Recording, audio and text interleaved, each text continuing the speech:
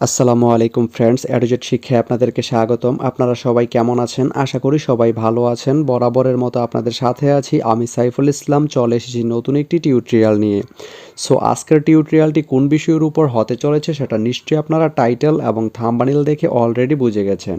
তো আমি কথা বাড়াবো না, চলে যাব মেইন টিউটোরিয়ালে। আর মেইন টিউটোরিয়ালে যাওয়ার আগে একটা কথা বলে নিতে চাই, আপনি যদি আমার চ্যানেলে নতুন হয়ে থাকেন তাহলে অবশ্যই আমার চ্যানেলটি সাবস্ক্রাইব করে নোটিফিকেশন বেলটি অন করে দিবেন। আর যারা অলরেডি সাবস্ক্রাইব করে রেখেছেন তাদেরকে অনেক অনেক ধন্যবাদ। যারা আমার এই ভিডিওটি ফেসবুক থেকে দেখছেন তারা আমার পেজটি ফলো করে সাথেই থাকবেন। তো চলুন চলে যাই মেইন টিউটোরিয়ালে।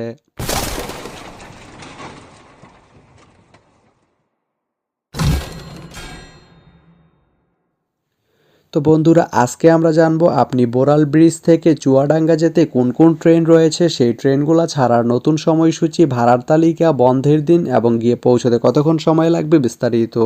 তো আমি যদি প্রথমেই আপনাদেরকে ভাড়ার তালিকাটা দেখিয়ে দেই, আপনি বোরাল ব্রিজ থেকে চুয়াডাঙ্গা যেতে এস চেয়ার বা শুভন চেয়ার যে সিট এর মূল্য পড়বে 170 টাকা এবং স্নিগ্ধা যে সিট এর মূল্য পড়বে 328 টাকা।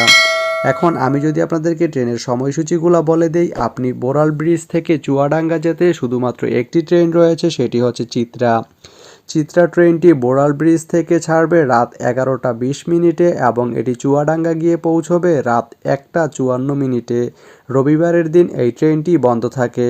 তো আপনি বোরাল ব্রিজ থেকে চুয়াডাঙ্গা যেতে এই চিত্রা ট্রেনটি ব্যবহার করতে পারেন। তো ভিডিওটি কেমন লাগলো অবশ্যই কমেন্ট করে জানাবেন। আর ভিডিওটি যদি ভালো লেগে থাকে বা আপনার কোনো উপকারে এসে থাকে তাহলে ভিডিওতে একটা লাইক করে দিবেন, কারণ আপনার একটা লাইক আমাকে অনেক ইন্সপায়ার করে নতুন নতুন আরও ভিডিও বানাতে।